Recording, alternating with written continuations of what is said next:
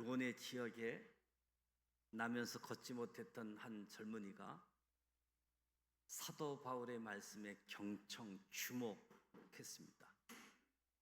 사도 바울도 많은 청중들 가운데 나면서 걷지 못한 말씀을 잘 경청하고 있는 한 사람을 주목했습니다. 믿음과 믿음이 만나는 사건이었습니다. 주목할 때 이 사람이 믿음이 있구나. 믿음의 역사가 나타나게 되어졌던 거지요. 기적을 행하게 되어지니까 사람들은 바울과 바나바를 신의 형상을 지닌 사람이 나타났다. 사람을 주목했습니다. 그때 바울과 바나바는 하나님을 주목하시라고, 내가 한 일이 아니고 하나님이 하셨다, 하나님께 주목하도록 안내를 합니다. 우리가 놀라운 일을 행하고 중요한 일을 행하고 사람들에게 주목을 받게 될 때 참으로 은혜의 시간인데, 자칫 잘못하면 넘어질 수 있는 위기의 시간이 되기도 한 거지요. 무엇보다도 하나님을 주목하게 하자. 오늘 사도행전 14장 말씀을 보게 되어지는데요, 사도행전 14장은 바울과 바나바의 첫 번째 선교 여정이 마무리되는 부분들이지요. 오늘 열심이라는 제목으로 설교 제목을 정했는데, 선한 열심, 악한 열심, 두 가지 열심이 등장합니다. 먼저 악한 열심을 생각해 보면 19절에 유대인들이 안디옥과 이고니온에서 와서 무리를 충동하니 그들이 돌로 바울을 쳐서 죽은 줄을 알고 시외로 끌어내치니라. 사도 바울이 비시디아 안디옥에서 사역을 하다가 유대인들의 시기가 가득하여 반박당하고 비방하고 마치 영생업기에 합당하지 않은 자로 자처하기에 바울은 이방인에게로 간다. 저들이 선동하고 충동하고 박해해서 쫓아낸 결과이지요. 그래서 이고니온으로 이동해서 사역하는데 역시 허다한 무리가 믿었습니다.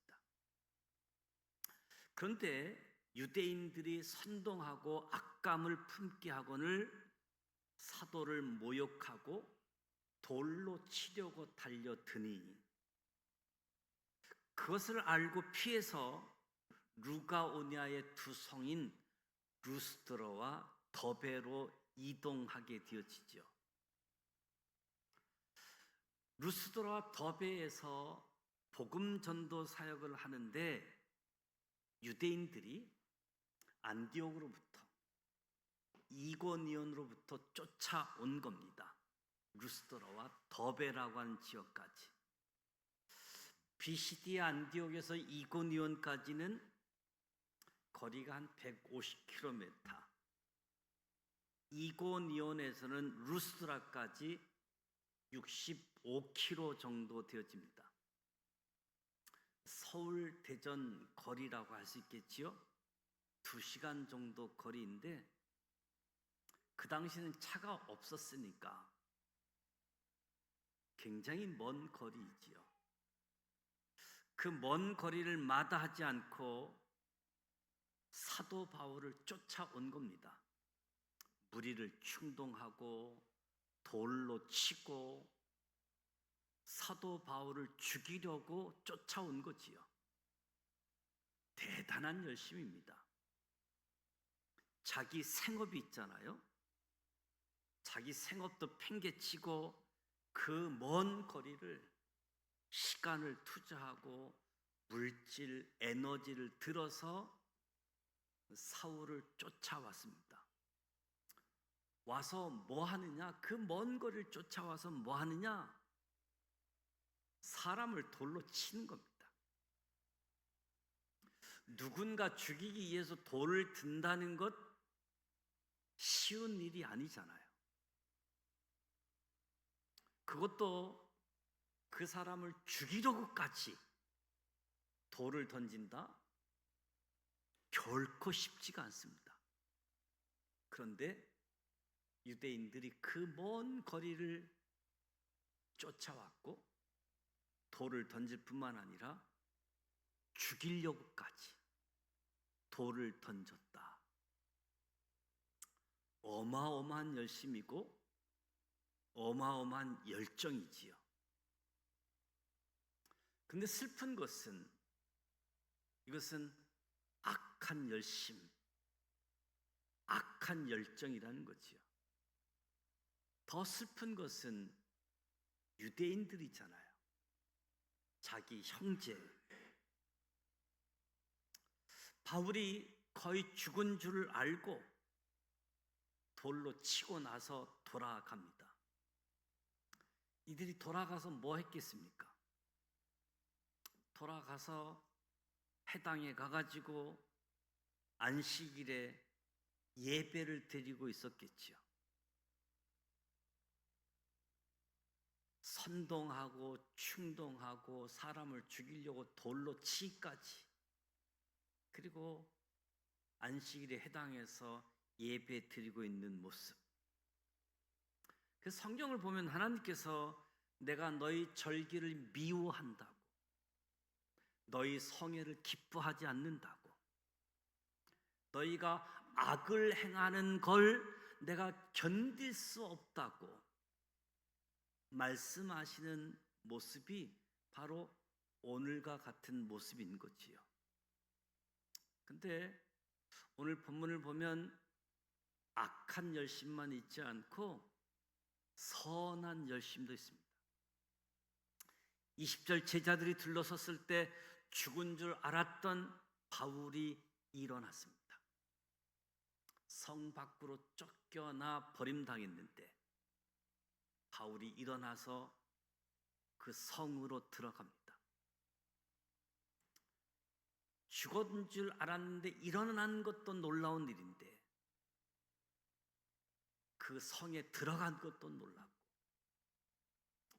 성에 들어갔다가 이튿날 바로 그 다음날 바나바와 함께 더베로 가서 복음을 또 전하고 있습니다. 돌에 맞아서 거의 죽기 직전이었습니다. 여러분은 누군가의 돌을 맞아 본 적 있나요? 아마 돌 맞아 본 사람은 없을 겁니다. 저는 군 복무 중에 경찰로 근무하다가 데모 막느라고 돌을 많이 맞아봤습니다. 막는데도 돌을 맞을 수밖에 없더라고요. 늘 그런 기억도 잊혀지지 않습니다. 사도 바울도 돌에 맞아 죽을 때까지 맞았으니까 그것을 어떻게 기억하지 않을 수 있겠습니까? 그래서 바울이 고린도 후서에 보면 자신이 당한 고난 목록을 기록하고 있는데 수고를 넘치도록 하고 옥에 갇히기도 하고 매도 수없이 맞고 여러 번 죽을 뻔하였으니 유대인들에게 40에 한한 감한 매를 5번 맞았고 3번 태장으로 맞고 1번 돌로 맞고 3번 파선하고 일주야를 깊은 바다에서 지냈으며 자기의 고난당한 잊어버릴 수 없는 내용들을 목록처럼 기록하고 있습니다. 이 말씀을 읽다 보면 돌 맞은 이야기, 루스드라에서 돌 맞은 이야기를 하는구나 생각할 수 있겠지요. 사도 바울, 바리새인 중에 바리새인, 로마 시민권자, 가말리아 문화에서 공부했던 유학생 엘리트였습니다. 세상에 남부러울 것 없이 출세했던 이 젊은이가 지금 예수 믿고 복음 전하다가 돌에 맞아 피 흘리고 누워 있을 때, 어쩌면 죽어가는 그런 상황이었을 때 바울은 무슨 생각을 했을까? 혹시 내가 이 일을 괜히 하고 있는 것은 아닌가? 내가 다메섹에서 만난 예수, 내가 헛것을 본 것은 아니었을까? 이런 생각도 할 수 있었겠지요. 더 놀라운 것, 바로 이튿날 교통사고를 당해도 당일보다는 그 다음 날이 더 아픈데, 사도 바울이 다음 날 일어나서 복음 전하러 더베로 갔다. 30km 정도 떨어진 곳이지요.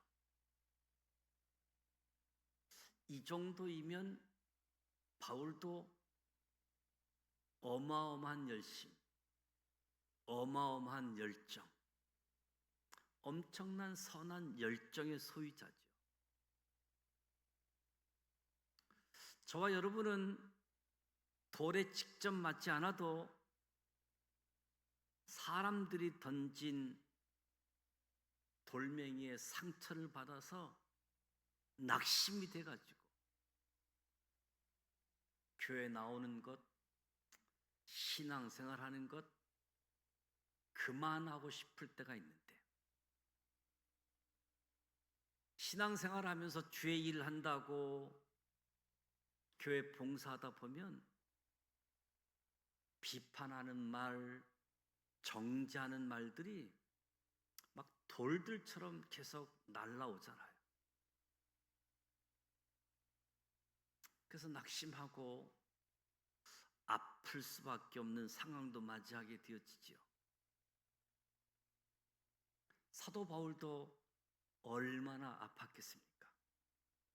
그런데 바울은 다음 날 일어나서 더베로 가서 복음 전하는 주의 일을 합니다.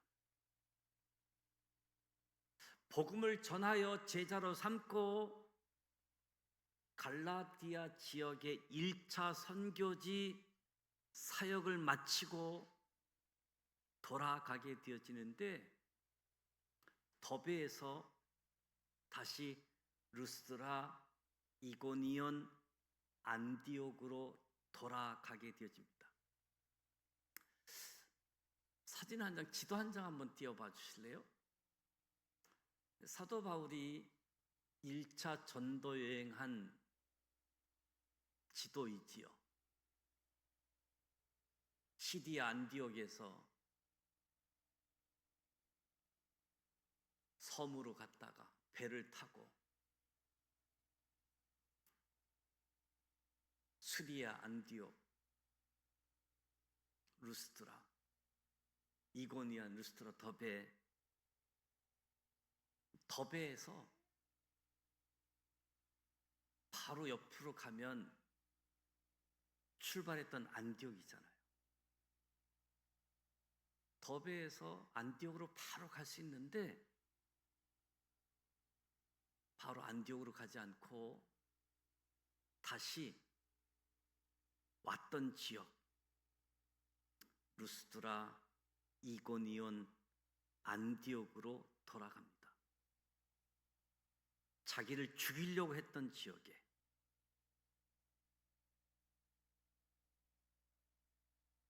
사람들이 충동하고 선동하고 더베까지 쫓아온 그 사람들이 있고 죽은 줄 알고 돌아간 사람들인데 다시 그곳으로 갑니다. 바울은 다소 사람이잖아요. 출발한 수리아 안디옥으로 가서 다소로 갈 수 있는 아주 가까운 길, 고향을 들려서 갈 수 있지요. 출발할 때 바나바의 고향을 들려서 온 것처럼 갈 때는, 돌아올 때는 사도 바울의 고향 다소에도 들렸다가 갈 수 있었겠지요. 근데 시리아 안디옥으로 돌아가는데 사도 바울은 그렇게 하지 않았습니다. 다시 루스드라로 돌아갑니다. 왜 다시 그곳에 돌아가느냐? 전도한 제자들의 마음을 다시 굳게 하려고. 얼마 전에 비시디 안디옥 루스드라 사람이 돌로 쳤습니다. 어쩌면 그것을 지나가다가 그 사람을 만날 수도 있겠죠. 저놈 안 죽었네. 죽은 줄 알았는데 또 다시 돌로 칠 수도 있는 상황이겠지요. 두렵지 않았을까? 왜 사람인데 두렵지 않았을까요? 근데 두려움보다 새로 믿게 된 제자들, 새로 믿게 된 성도들을 돌보고자 하는 그 사랑이 더 컸던 거지요. 두려움보다 열정이 더 큰 거지요. 사도 바울, 대단한 열심의 소유자였습니다. 그리고 돌아와서 그 지역에 복음 전도했던 사람들을 위해서 갈라디아서 편지를 쓰는 거지요. 오늘날 우리가 읽고 있는 갈라디아서 성경입니다. 오늘 짧은 본문이지만 악한 열심, 선한 열심이 나란히 나옵니다. 열심을 가능하게 하는 에너지원은 따로 있습니다. 에너지가 있으니까, 공급원이 있으니까 열심을 내는 거지요. 악한 열심의 배후에는 악한 능력이 있습니다. 선한 열심의 배후에는 선한 능력이 있기에 일이 가능한 거지요. 유대인들의 악한 열심 뒤에는 사탄이 있었습니다. 그래서 사람을 충동하고 선동하고 돌을 전도 죽이려고 했던 그 악한 열심 뒤에 사탄, 악한 능력이지요. 그러니까 그렇게 하는 거지요. 그 먼 거리까지 와서. 사도 바울과 바나바의 선한 열심 뒤에는 선한 능력이 있었던 거지요. 성령님이 계셨던 겁니다. 바울이 고백하지요. 내게 능력 주시는 자 안에서 내가 일을 감당할 수 있었다고. 사도 바울이 정신력이 강해서 체력이 좋아서 일했던 것이 아니라 사도 바울에게 하나님의 능력을 주셨기 때문에 선한 열심, 선한 능력을 가지고 일한 거지요. 20절에 바울이 일어나는 때 죽은 줄 알았는데 일어나서 다시 그 성으로 돌아가는데 일어나는 때 헬라어 단어로는 죽은 사람이 다시 일어나는 부활할 때 쓰는 단어를 여기서 사용하고 있습니다. 그러니까 바울이 정말 죽은 것처럼 죽은 거나 다름없었던 사도 바울, 하나님이 그를 일으켜 세워주시고 그를 일하게 하셨다는 거지요. 그렇다면 유대인들의 악한 열심, 사도 바울의 선한 열심, 오늘 저와 여러분의 열심은 어떻습니까? 저와 여러분의 열심을 한번 돌아보면 좋겠습니다.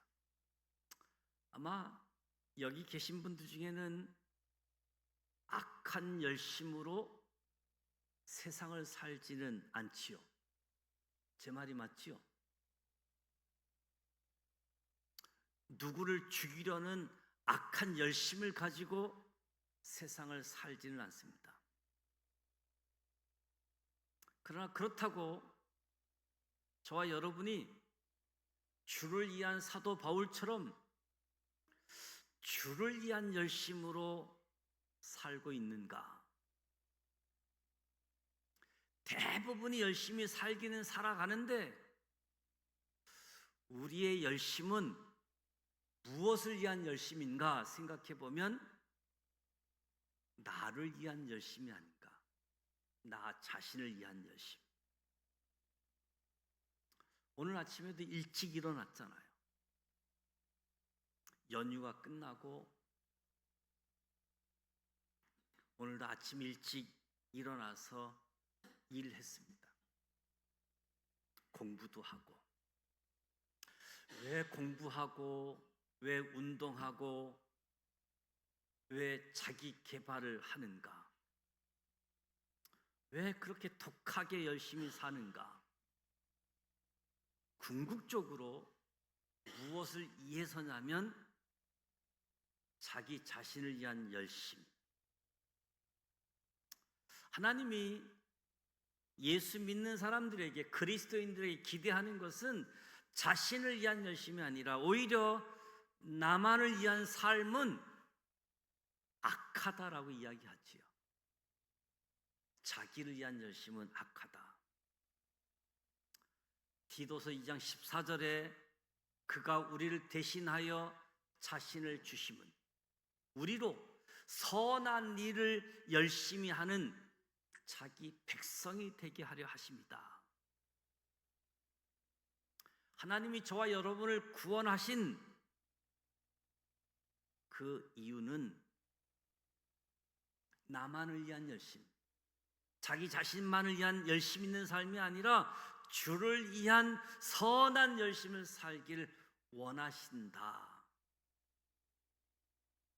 하나님을 생각해 보았으면 좋겠습니다.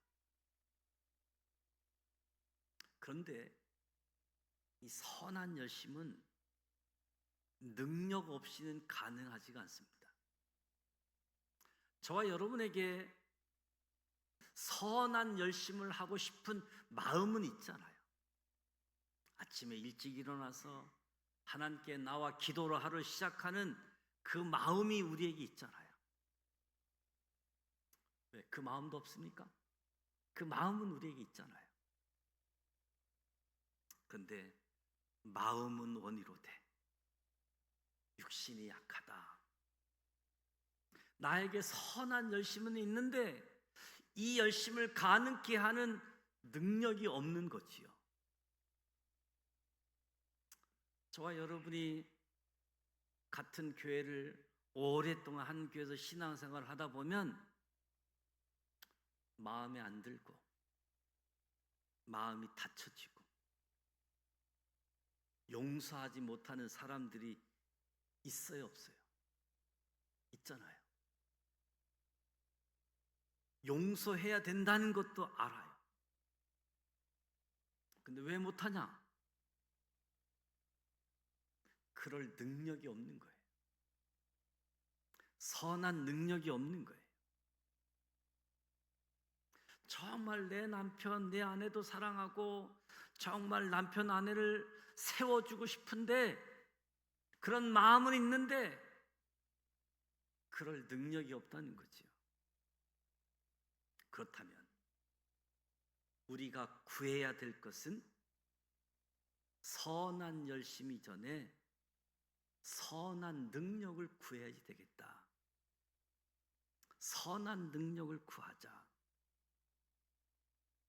선한 능력으로 이 찬양곡을 지으신 분이 독일의 본헤퍼 목사님입니다.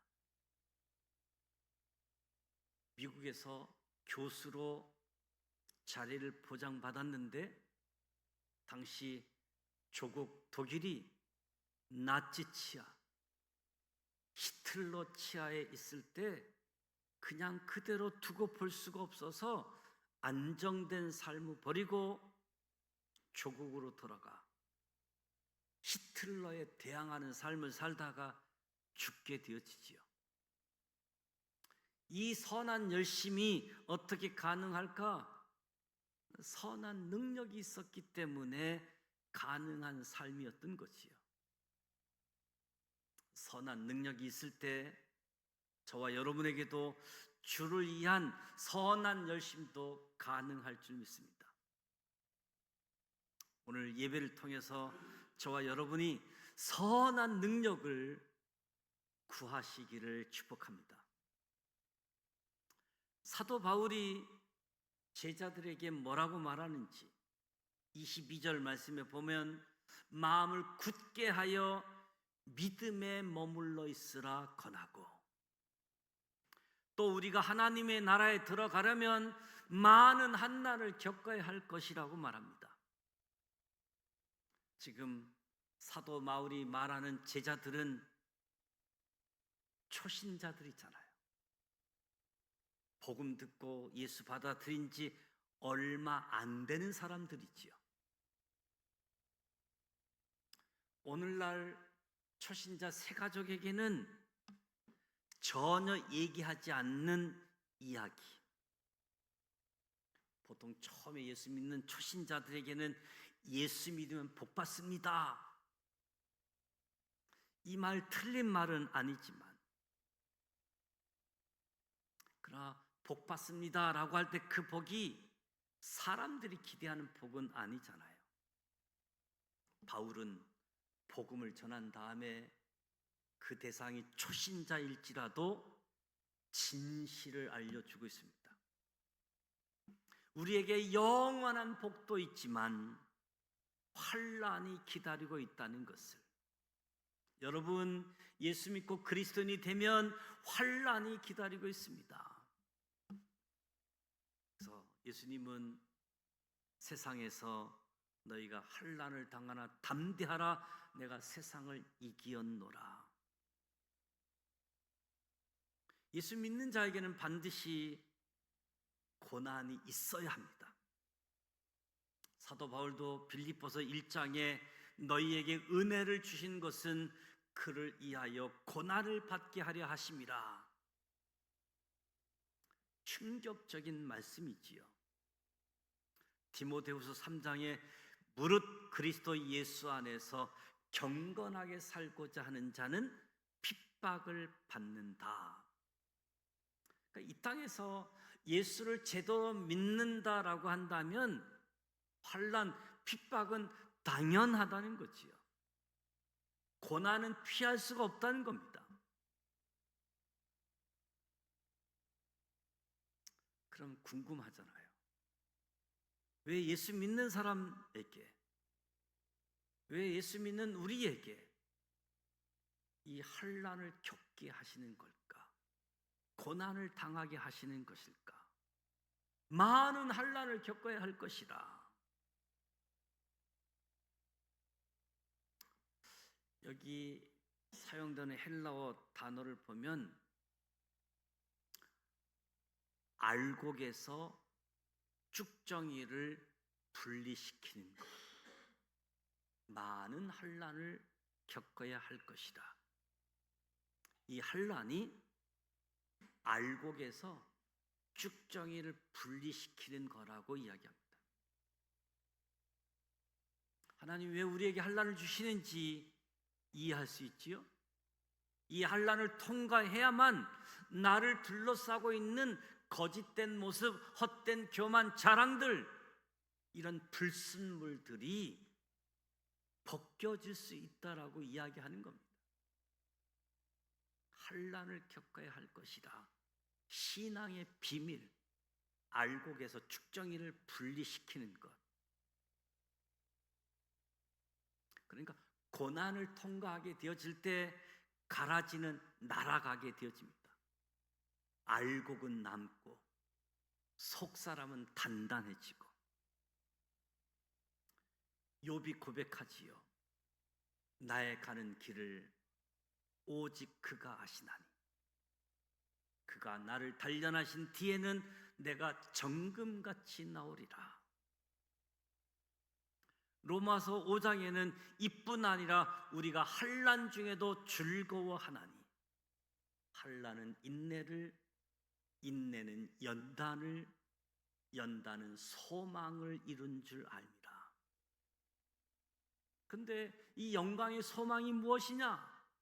로마서 8장에 보면 생각하건대 현재의 고난은 장차 우리에게 나타날 영광과 좋게 비교할 수 없나니. 고난은 통과합니다. 반드시 지나갑니다. 고난 뒤에 비교할 수 없는 영광이 있다는 사실을 믿으시기 바랍니다. 우리가 잊지 말아야 할 것은 이 고난 가운데 주님이 고난을 피하게 해준다는 약속을 하신 적이 없습니다. 반드시 고난을 맞이하는데 그 고난 가운데 주님이 함께 하십니다.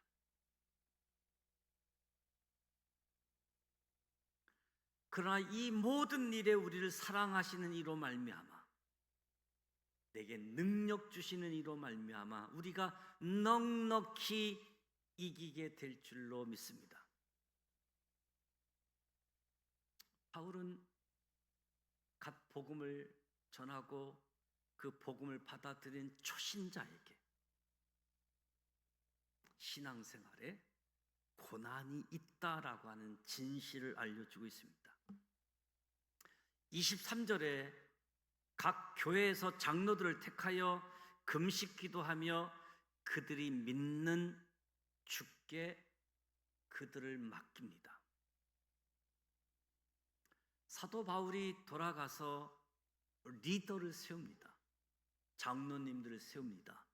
직분자를 임명합니다. 조직을 세우고 사람을 세우고 리더를 세우는 것은 지극히 성경적이지요. 동시에 알아야 할 것이 있다라고 한다면 초대교회에서 장로님이 된다라고 하는 것은 먼저 죽는 자가 된다는 것을 의미하는 거죠. 가장 먼저 붙잡혀갈 사람.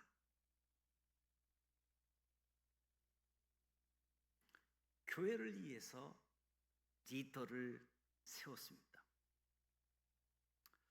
더 중요한 것은 장로를 택했지만 그들에게 교회를 부탁한 것은 아닙니다.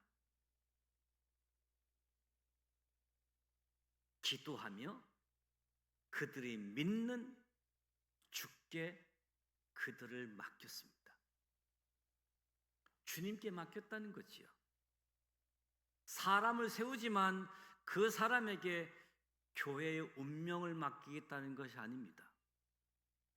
교회는 사람의 손에 의해서가 아니라 우리가 믿는 주님께 우리의 운명을 맡겨야 될 줄 믿습니다. 사람을 세우고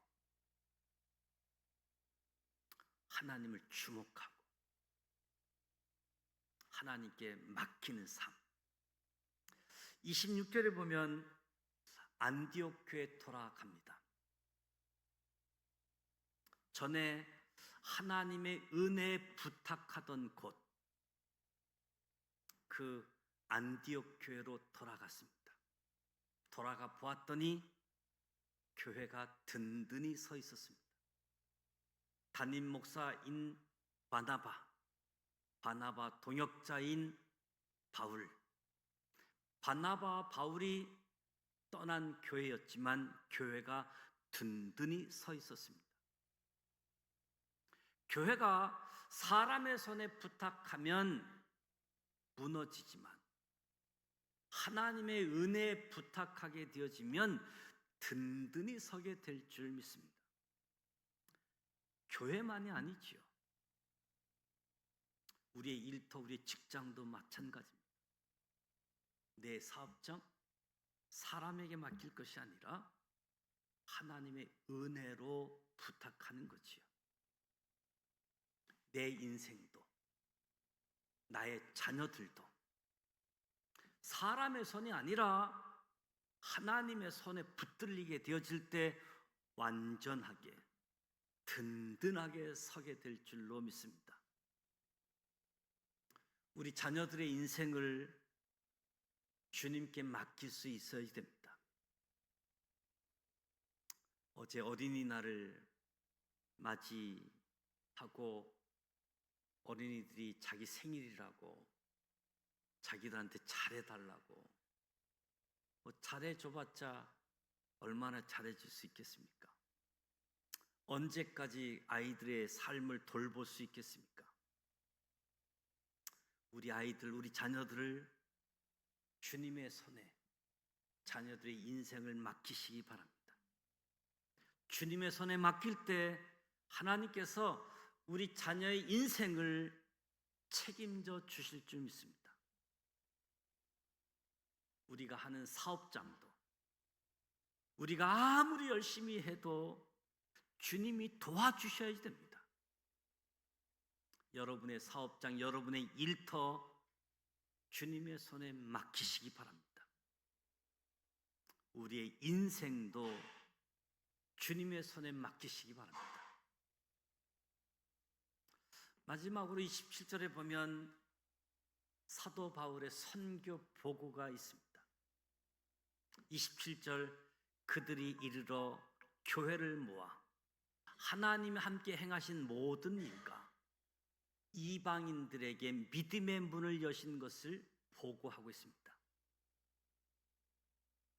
요한복음을 기록한 누가는 사도 바울의 선교 여정을 1차 선교여행 여정을 13장에서 14장에 걸쳐 보고하고 있는데 사도 바울의 선교 보고는 딱 한 절로 처리하고 있습니다. 굉장한 의미가 담겨 있는 거지요. 하나님이 현장에서 역사하시는 것은, 하나님이 일하시는 것은 굉장히 길게, 굉장히 많은 관심을 가지고 소개하고 있는데 사람이 그 일을 보고하고 있는 것은 아주 짧게 처리하고 있습니다. 중요한 것, 하나님이 하신 일인 줄 믿습니다. 사람은 도구일 뿐인 거지요. 선교 보고를 통해서 사람에게 너무 주목될까봐, 무엇보다도 사람에게 주목하지 말고 일하신 하나님을 주목하셨으면 좋겠습니다. 놀라운 것은 사도 바울이 돌아와서 무슨 이야기를 하느냐? 하나님이 함께 행하신 모든 일, 그리고 이방인들에게 믿음의 문을 여셨다. 이 두 가지만 보고하고 있습니다. 사도 바울은 그 당시 거의 세계 최초로 세계 여행을 한 사람이지요. 그 당시 사도 바울처럼 세계 여행을 한 사람이 없었습니다. 지금 선교 여행을 마치고 돌아왔지만 사실 세계 여행을 하고 돌아온 거지요. 그러면 할 이야기가 얼마나 많겠습니까? 버가에서 안디옥으로 넘어가는 타우루스 산맥, 얼마나 높고 험준한지, 쌓여있는 만년설 얼마나 대단한지, 구브로 섬을 지나갈 때 구브로 섬의 항구가 얼마나 대단했고, 가는 곳마다 로마 신전, 아프로디테 신전이 얼마나 볼만했는지, 바울이 방문했던 도시 강경 얼마나 대단했는지 많이 이야기할 수 있었을 것 같아요. 근데 사도 바울은 자기가 보고 온 여행자의 길 가다 보니까 로마 제국의 도로가 얼마나 잘 닦여 있는지. 야, 진짜 로마 제국 도로 대단하다. 근데 선교 보고에 한마디도 없습니다. 가는 곳마다 로마 군인들이 얼마나 잘 배치되어져 있는지, 경비가 얼마나 잘 되어져 있는지 치안에 걱정이 없어서 정말 팍스 로마, 평화의 도시. 치안이 불안하면 사는 것 자체가 어려운데 로마 제국이 다스린 도시는 평화의 도시. 여행자가 아무리 돌아다녀도 문제가 되지 않는 평화의 도시. 그런데 사도 바울이 선교 보고하는 데 있어서 이 여행에서 느낀 것 한마디도 하지 않습니다. 함께 하나님이 하신 일, 또 이방인들에게 믿음의 문을 열어줬다. 그것만 이야기합니다. 그러니까 사도 바울에게는 로마 제국이 눈에 보이지 않는 거지요. 아름다운 광경, 바울에게 보이지 않는 거지요. 바울의 눈에 보였던 것은 어느 곳에 가든지 역사하셨던 하나님이 보였습니다. 바울은 푯대를 향해 달려간다고 합니다. 그의 눈에는 오직 푯대, 예수님만 보였습니다. 하나님이 일을 행하실 줄 믿었습니다. 하나님께서 가는 곳마다 문을 여실 줄 믿었습니다. 우리 인생의 99%는 사탄이 이렇게 고백하기를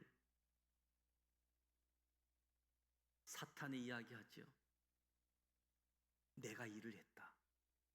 내가 했어. 하나님은 그것을 원치 않습니다. 하나님께서 행하셨습니다. 하나님께서 열어주셨습니다. 하나님이 열어주셔야지 됩니다. 정말 우리가 전도를 하다 보면 얼마나 사람의 마음이 꼭 이렇게 닫혀 있는지, 정말 그 사람의 마음의 문을 하나님이 열어주셔야 복음이 들어가게 되어지죠. 우리 자녀들의 마음도 마찬가지예요. 하나님이 우리 자녀들의 마음을 열어주셔야 됩니다. 그래서 그 마음의 문이 열어지기를 하나님께 기도해야지 되는 거죠. 우리가 인생을 살아가는 데 있어서 인생의 모든 닫힌 문, 취업의 문, 주님이 열어주셔야 됩니다. 결혼의 문, 주님이 열어주셔야 됩니다. 출산의 문, 주님이 열어주셔야 됩니다. 이것이 저와 여러분의 고백이 되기를 원합니다. 하나님이 행하신 일, 하나님이 여셨다. 이렇게 고백할 수 있기를 축복합니다. 오늘 악한 열심, 선한 열심을 생각했습니다. 적어도 저와 여러분은 악한 열심으로 살지는 않을 겁니다. 그러나 하나님이 원하시는 것은 우리가 선한 열심으로 사랑하는 겁니다. 선한 열심은 선한 능력이 없이는 가능하지가 않습니다. 선한 능력을 구해야지 됩니다. 성령님을 구하시기 바랍니다. 믿는 자에게 고난이 있습니다. 그러니까 이 고난을 통해 나의 껍질이 벗겨지게 되어지는, 알곡에서 가라지가 벗겨지는 고난의 순간에 주님이 함께 하십니다. 인생의 마지막 순간에 저와 여러분이 주님이 하셨다. 내 인생의 문을 주님이 열어주셨다. 이렇게 고백할 수 있는 우리 모두가 되시기를 주님의 이름으로 축복합니다.